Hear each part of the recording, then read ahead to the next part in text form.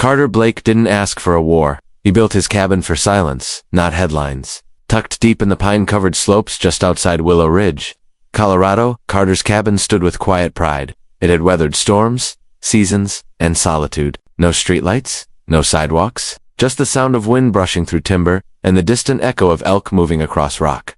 3 years ago, that world ended. At first it was subtle. Orange markers showed up near the county road. Then came the survey crews in neon vests, drones buzzing like wasps. Carter figured it was a fiber project. He even offered a coffee to one of the guys with a clipboard, but they weren't laying cable. They were marking boundaries. In soon enough. A sign appeared down by the gravel turn-in. Future site of Willow Heights, a gated community. Carter had laughed gated in the middle of the wilderness. He didn't laugh for long. A month later, trucks rolled in. Cement mixers, diggers, fresh concrete pads. In the blink of a season, luxury homes started rising like weeds. HOA brochures promised exclusive Highland living, community-minded neighbors, and controlled land aesthetics. Carter wasn't a neighbor. He was an obstacle. And the first real shot came one morning in late October, when he walked the southern stretch of his fence only to find tire marks. Where his boundary used to be, the road wasn't near his land, it was on it, not by a few inches, a good 20 feet deep, slicing right through the slope he used for hunting blind access. Fence posts had been pulled out. One snapped clean, another tossed in a ditch like firewood. He followed the muddy path, boots crunching frost and leaves, until he reached the construction zone. There, standing with a clipboard and a visor, was the one who would become his new headache, Sheila Trent, HOA president of Willow Heights. She spotted him immediately. "Oh, you must be Mr. Blake," she said. Her voice was sugary with that sour aftertaste of someone used to being obeyed. "I've been meaning to introduce myself." Carter pointed at the tire tracks. "You know that road cuts through my fence?" She didn't even blink. "We had to make a few adjustments," she said. "It was all cleared with the county. That old fence of yours was, well, it wasn't marked in any of the development plats." Carter's jaw worked slowly. "Because you're using your survey." She smiled again, tight and practiced. "That's the official one." He stared at her for a long time, then he turned and walked off. Didn't yell, didn't threaten. Instead he made a quiet list, and when he got back to his cabin, he didn't grab a phone. He grabbed a locked chest from under the floorboards. Inside were 3 things: a copy of his original deed, a signed topographical survey from 1997, and a county assessor's map framed and sealed from when his father passed the land down. The map didn't lie. The fence wasn't off. The HOA was. Later that evening, as shadows pooled between the trees, Carter sat on his porch, hands steady, mind moving. He knew people like Sheila.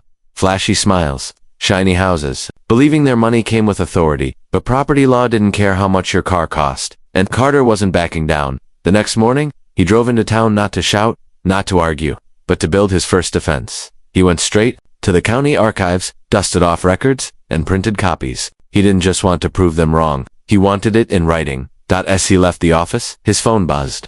A text from a number he hadn't seen in years. "Heard from Walt? You got HOA trouble. I've got my gear." Walt Grady, retired surveyor, no filter, knew boundary law better than most attorneys. And he owed Carter a favor. Carter replied with 2 words: "Bring maps." Because this wasn't going to be solved with neighborly talks or cupcakes, that it was a storm waiting to break. And Carter just nailed the first warning sign to the tree. Carter didn't wait for the HOA to act. By the time Walt Grady's muddy SUV rumbled up the hill, Carter had already marked the old fence line with red flags and pulled the full tax assessment from the county's GIS database. Walt stepped out with a smirk and a duffel bag full of gadgets. "You weren't kidding," he said, eyeing the distant construction crews scraping Carter's hillside. "They really parked a cul-de-sac on your ribs."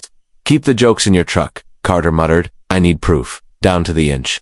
Walt got to work like a bloodhound with a compass. For 3 days, he measured slope, line of sight, GPS, overlays. Even dug up old post holes that matched dated photos Carter kept in a fire-safe box. It wasn't just evidence, it was a map of betrayal. Meanwhile, the HOA wasn't sitting idle. On the 4th day, a sleek SUV rolled up Carter's gravel drive. Sheila Trent emerged like she was on a campaign trail. In her hands, a Tupperware container full of lemon cupcakes and a smile soaked in poison. "I thought I'd drop by and smooth things out," she chirped. "We don't want bad blood." Carter didn't take the cupcakes, didn't even glance at them. "Bad blood starts when someone trespasses," he said, arms crossed. "Y'all are 20 feet into my land. Fence didn't move. You did." Sheila laughed nervously. "Our survey is up to date, Mr. Blake.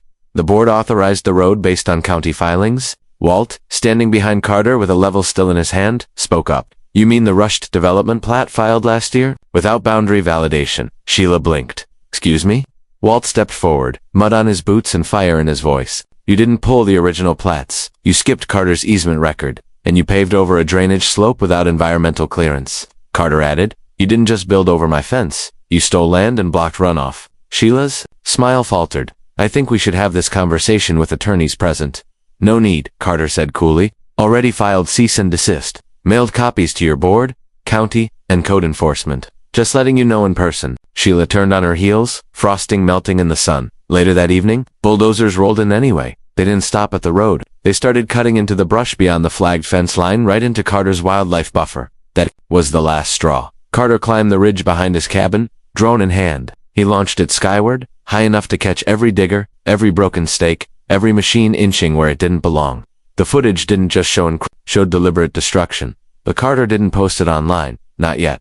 He printed stills, made time-stamped collages, filed reports with the Environmental Division and the Sheriff's Department. Walt backed it with verified coordinates. What the HOA didn't know was that Carter wasn't working alone anymore. The next day, a county inspector showed up, clipboard in hand. No warning, he walked the slope, took notes. Didn't say much, but when he left, he shook Carter's hand and said, I'd hold on to your fence if I were you. This might take a turn. Meanwhile, inside the HOA clubhouse, Sheila scrambled. A board meeting was held behind closed doors. One member, Frank Dobbins, stormed out halfway through. By evening, whispers spread across Willow Heights. Something's wrong with the road. They might have to dig it up. The man in the cabin isn't backing off. And yet, they pressed forward. They sent a formal letter to Carter offering to buy the disputed slope for a reduced settlement. The figure wasn't just insulting, it was a message. Get out or be buried under paperwork. Carter didn't respond. Instead, he handed the letter to Walt, who simply smiled and reached for a scanner.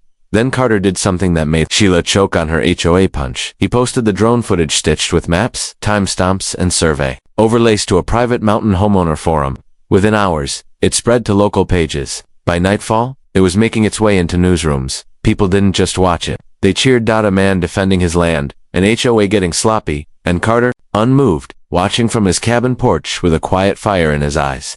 For Carter Blake, the footage wasn't just a warning, it was a declaration. The video clip of bulldozers crossing his flagged fence line played over and over. Viewers watched as machines trampled over soil Carter had seeded with native grass. For decades, the clip was clean. No music, just the rumble of diesel engines on stolen land. Overlaid maps exposed everything. Side-by-side comparisons showed Carter's legally recognized lot compared to the HOA's adjusted blueprint. It wasn't speculation anymore. It was exposure. By morning, the post had 18,000 shares. Carter didn't do it for clout. He did it because Sheila and the board thought silence meant surrender. Now silence was breaking like a THUNDERCLAP. The local station sent a reporter. A camera crew parked next to Carter's woodpile. A drone hovered above, catching new footage of the ridge and the bright orange HOA banners fluttering on the road they built illegally. Carter gave them a calm interview, spoke about family legacy, fence lines, and bulldozers. What he didn't mention was the sealed folder in his cabin. Inside, a legal affidavit, prepared by Walt Grady,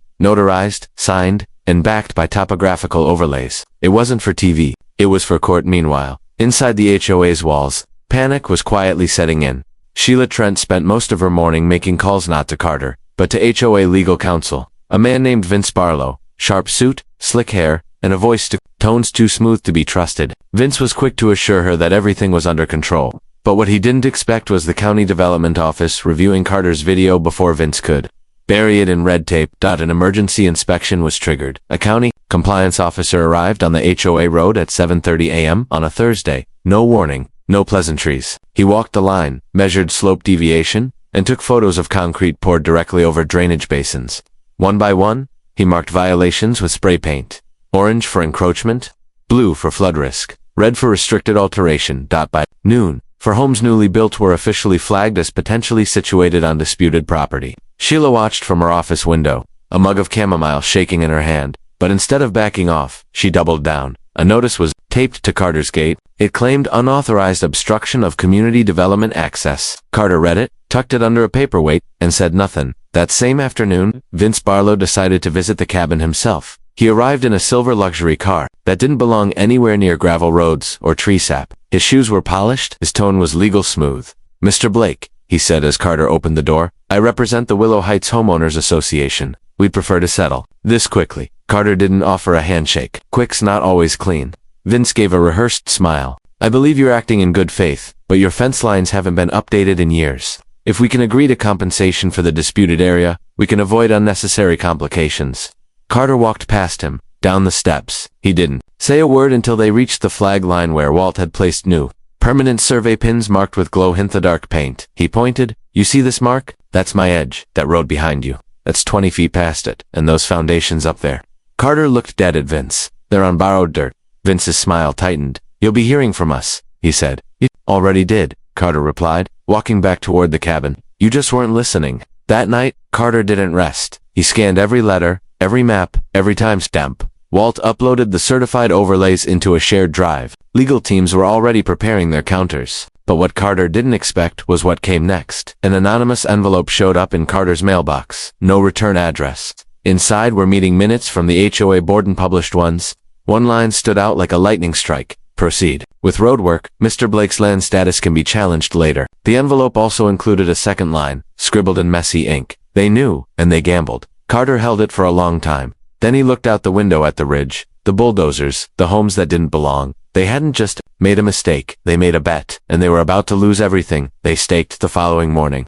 Frost clung to the pine needles outside Carter Blake's cabin, like warning signs from nature itself. There was a stillness in the air, not quiet, but expectant, like the mountain was holding its breath. Carter didn't need coffee. He'd been up before dawn reviewing the documents again. Every signature, every stamp, every drone image, Walt Grady had provided.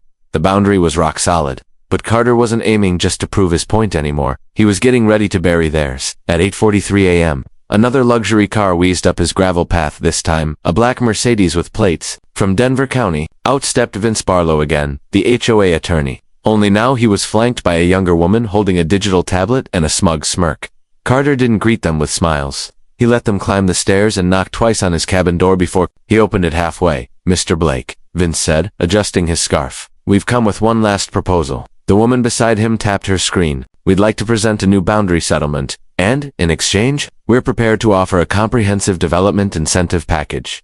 Carter raised an eyebrow, meaning, cash? A lot of it, Vince said, voice steady. Enough to relocate, reestablish, and walk away whole. We'll even cover your legal fees. Carter's jaw flexed. So you're offering to buy me off for the land you already stole? Vince's smile faltered. We're offering a path forward that avoids dragging this through litigation. Carter opened the door fully now and motioned for them to follow. He didn't say another word as he led them down the slope to the flagged boundary. Walt was already there, holding a clipboard and a GoPro strapped to his chest. Let me guess, Walt said. You brought another survey. The younger woman raised the tablet. This is the development plat certified by Harrison and White Surveying. Yeah, Walt replied. And here's the topo overlay from the original 1997 survey, cross-validated by the state. Want to guess which one's going to hold up in court? Barlow stepped closer, visibly tense. We're not disputing your history, Mr. Grady, but development needs evolve. Walt cut him off. No, see, property lines don't evolve. You can't just redraw the land because you've got a bigger budget. Carter didn't speak. He just pointed to a freshly painted rock just past the road. It read, Survey Pin number 37. County verified. Right behind it sat a garden bed, with a Welcome to Willow Heights sign stuck in the soil. Vince swallowed. That's decorative. No, Walt said. That's trespass. The younger woman started tapping notes into her tablet. Her smirk had vanished. Vince tried to shift gears. Mr. Blake, this could cost millions to undo. Roads, pipes, foundations. Do you really want to be responsible for stalling an entire development? Carter finally looked him in the eye. You built that road like I didn't exist. Now you're finding out I do. Vince was silent. For once, he had no reply. Back at the cabin, Carter handed them a thick folder bound, indexed, and stamped. Full copy of the complaint, he said. Trespass, boundary violation, environmental damage, plus the affidavit from the inspector about that illegal runoff slope you all created. Vince didn't open it. He just nodded and walked back toward the Mercedes. The younger woman paused halfway up the path. She turned and looked at Carter, not like a lawyer, like someone realizing she might be on the wrong side. Do you even want money? She asked. Carter shrugged. I want peace. But if it costs you everything to buy it back, I'm fine with that too. They left in silence. That night, Carter sat on his porch with a thermos of black coffee. In the dark, the distant hum of construction had gone quiet, too quiet. He stepped off the porch and walked to the edge of the ridge, in the valley below. Several homes sat in a low basin, homes built after the road cut through his slope. Homes with pristine lawns and shallow drainage. The storm was coming, literally. The forecast called for heavy rain, and with the slope destroyed and water channels blocked by concrete, Carter knew exactly what was going to happen next.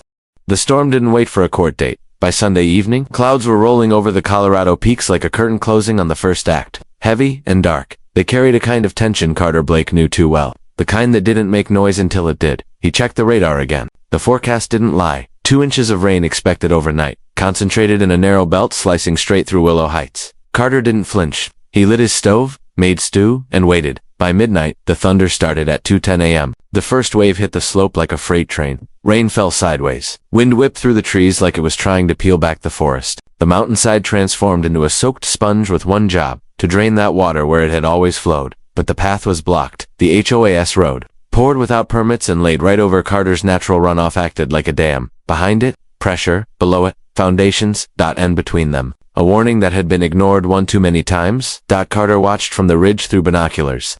In the valley below, the signs were immediate. Water crept across manicured lawns. Retaining walls trembled. A line of hedges near Lot 11 flattened. Under a wave of brown, muddy runoff, then came the mailboxes, floating like buoys on a suburban sea. By 3 a.m., sirens echoed across Willow Heights. A fire engine parked near the entrance. Flashlights flickered along the street. HOA members in pajamas stood knee-deep in water, shouting into phones, panicking as the new road split down the middle with a cracking groan. One section of sidewalk lifted entirely and folded like wet cardboard. Carter didn't smile, but Walt did when Carter called him from the porch. They should have left the slope alone, Carter said.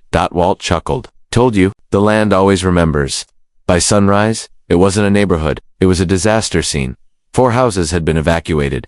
One luxury SUV floated nose first into a culvert. Sheila Trent stood in her soaked bathrobe near her porch. Her prized lawn flamingos toppled and buried in silt. The county inspector returned by noon, and this time, he brought reinforcements. Soil engineers, environmental compliance officials. Even a news crew arrived in rubber boots and windbreakers. Carter didn't go down the hill. He didn't have to. He sent Walt. And Walt carried every file time-stamped survey data, water flow diagrams, emails from the board, even drone footage of the very slope that had once drained storms with quiet grace, until someone decided aesthetics were more important than consequences. The news anchor asked Carter for a statement. He gave them 10 words. They knew it was coming. I warned them, they didn't listen. Back at the HOA office, Sheila was on the verge of collapse. Her voice cracked as she tried to explain away the storm damage to residents. She blamed unexpected weather patterns, infrastructure delays, and temporary slope instability. But the inspector's report came back by the end of the day, and it didn't leave any wiggle room. Unauthorized alteration of a natural water path led to direct flooding of multiple properties. No permits were filed for terrain modification. HOA is liable under Section 104.9 of County Land Use Code. One resident, a man named Dalton Reyes, stood in the back of the crowd. His home had been spared, but his garage was flooded. He held up Carter's drone video on his phone and played it loud enough for everyone to hear. The image. Bulldozers tearing through Carter's flagged slope. The sound, rainwater rushing over silence. The crowd turned. Sheila turned pale, and just like that, the neighborhood started talking about something new. Not Carter's cabin, not his fence, but why no one had stopped the road when they could have. By Monday morning, the footage had left the mountains and entered the world. Carter Blake's drone video, paired with the storm-flooded HOA streets, was no longer just making rounds on local Facebook pages. It was on regional news stations, YouTube compilations, and even a subreddit titled HOA Fails that got what was coming. One comment said it best: dude built a cabin, and they tried to erase it. Now nature and the law are snapping back like a rubber band. But Carter wasn't watching a trend. He was splitting firewood. The news van that parked outside his cabin didn't get the dramatic interview they expected. Carter gave them 2 sentences and no sound bites. They broke the law. The land responded, that's all. But Walt was having the time of his life. He fielded emails from lawyers across the state, waving Carter's survey data like a battle flag. You want receipts? We got footnotes. You want slope integrity stats? We have hydrological cross-sections. And then, just after lunch, the story hit national morning shows. A photo of Carter standing by his steel marker post was paired with the headline, Mountain Man's Fence Sparks Legal Storm Against HOA. That's when the cabin stopped being just a home. It became a symbol. The GoFundMe someone started as a joke called Build Carter a Better Fence had raised nearly $80,000 by nightfall. Comments flooded in from as far as Ohio and Oregon.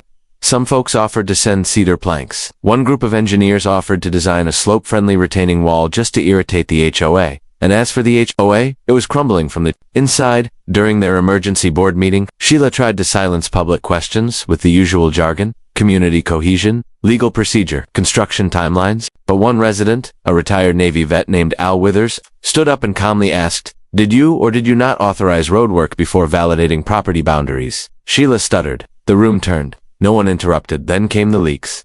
Screenshots of board meeting, emails, minutes, and private chat logs made their way to Carter's inbox. Anonymous senders, whistleblowers from within. One thread, dated 6 weeks before the road was poured, included a message from Sheila that read, "We'll deal with Blake if he makes noise. He's one guy in a shack." Carter forwarded that one to a reporter. No commentary needed.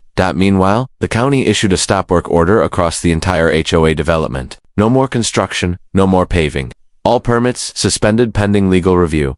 That was when Carter finally spoke publicly on his terms. He posted a single video, shot by Walt, standing next to the flooded remains of the unauthorized road. He didn't raise his voice. He didn't call names. He said, "When someone builds over what doesn't belong to them, they're not neighbors, they're invaders.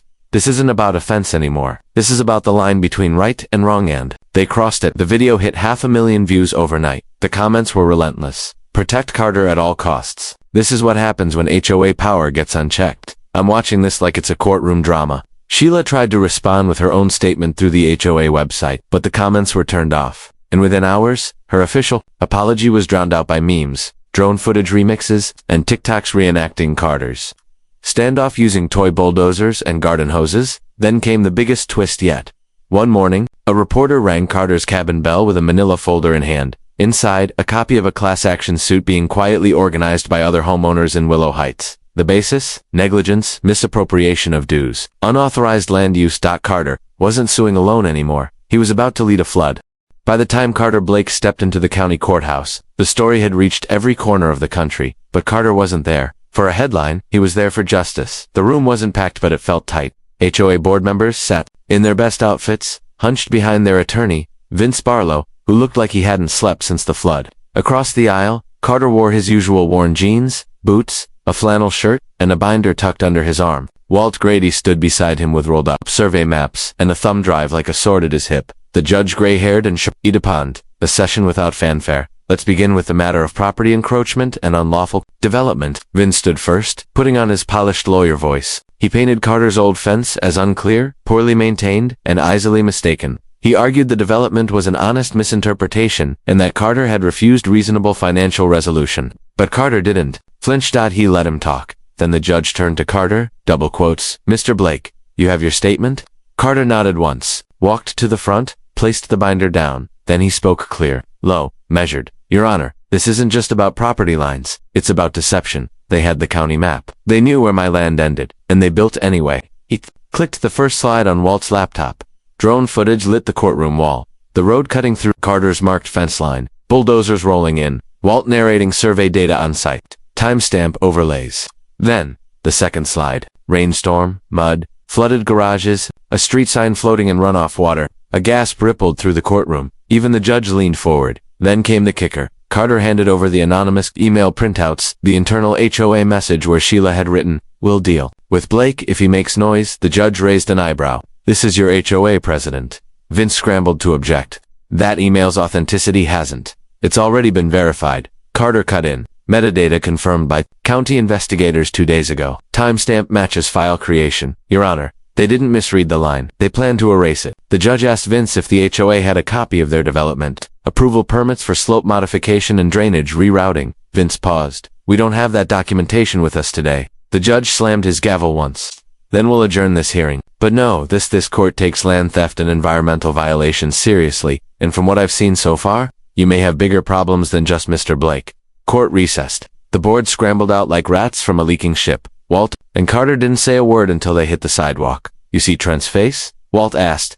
Carter nodded, like she just saw the storm hit again. And it wasn't just court pressure building. Back in Willow Heights, the homeowners were turning. Residents who had once voted to fast-track Sheila's plans were now demanding her resignation. HOA meetings turned into shouting matches. One woman, whose backyard had collapsed during the flood, openly accused Sheila of bribing the original surveyor. "Where are the dues going?" she shouted. "Because my basement's a lake." Sheila tried to hold her ground until a sheriff's deputy handed her an envelope during a board meeting. A civil suit notice. Personal. Filed, not just by Carter but now backed by 12 homeowners and the Environmental Division. Allegations included knowingly authorizing unpermitted land use, ignoring certified survey boundaries, causing environmental risk to residential homes, misappropriating HOA funds. The next morning, Sheila's car was gone, her porch empty, By sunset, her resignation email hit every inbox in Willow Heights, and Carter. He wasn't celebrating, he was preparing, because while Sheila had stepped down, the HOA still had money, still had lawyers, and he knew they weren't done yet. Night he walked the ridge one last time before the final hearing. The fence stood tall again, reinforced with steel posts, flags, and history. And Carter stood behind it, not as a victim anymore, but as the line they couldn't erase. 3 weeks later, the courtroom was packed. Locals, reporters, homeowners, and even a few curious hikers who'd heard about the cabin man versus the HOA squeezed into wooden benches. Phones were off, eyes were sharp. Everyone wanted to see how this ended. Carter Blake walked in quietly, no suit, no show. Just his flannel boots, and a calm that came from standing on truth and watching the world come to him for once. Across the room, the remaining HOA board members looked like ghosts in business attire. Their lawyer, Vince Barlow, sat hunched forward, thumbing through paperwork, like it might suddenly rearrange itself and save them. It wouldn't. The judge entered with zero ceremony and wasted no time. This court finds that the Willow Heights Homeowners Association knowingly authorized construction that trespassed on Mr. Blake's private property, failed to obtain proper permits for environmental modifications, and demonstrated negligence that led directly to property damage of multiple homes. Carter didn't move. He didn't have to. The courtroom erupted. Someone gasped. Someone else clapped. One man near the back muttered, finally, under his breath. But the judge wasn't finished. The court further orders the HOA to restore all impacted sections of Mr. Blake's land to their original surveyed condition, pay all legal costs, and issue restitution to affected homeowners in the community, effective immediately. All further development in Willow Heights is suspended pending county approval and new leadership. Vince stood, flustered. Your Honor, we intend to appeal. You can do that, the judge said dryly. But until then, the mountain stays where it was. And just like that, it was over. Carter walked out of the courthouse, shoulders relaxed, sun on his face. Walt met him on the steps with a coffee and that crooked grin. Well, Walt said, how's it feel to take down an empire with fence posts and a GoPro? Carter sipped the coffee. Feels like the trees got their say. Back in Willow Heights, change happened fast. Sheila Trent was nowhere to be found. Rumors said she'd sold her home at a loss and fled to Arizona. The new HOA board was made up of actual residents, people who'd lived through the flood, not just profited off foundations.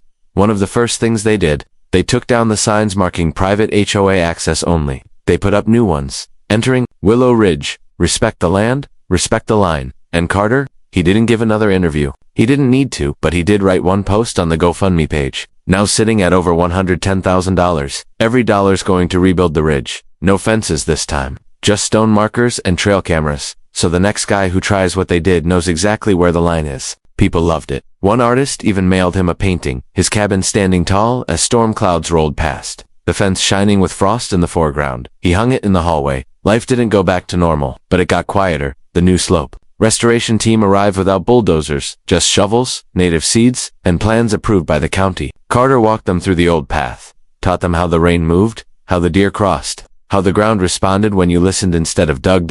And then came the final twist. One morning, an envelope arrived with no return address. Inside was a short letter. You didn't just win. You reminded people what matters. Keep standing. A former developer who learned the hard way. Carter folded it once, placed it in the fire-safe box beside the original deed, and closed the lid. Then he went outside, stood beside the ridge, and breathed in the air that had never belonged to anyone but the mountain itself. The pines stood tall. The storm was gone, and the line would never be crossed again. Call to action, final wrap-up. He didn't fight for fame. He fought for his land and made an entire HOA system answer for it. If you've ever seen power get too comfortable, remember Carter's story. Sometimes, the quietest voice shakes the tallest walls.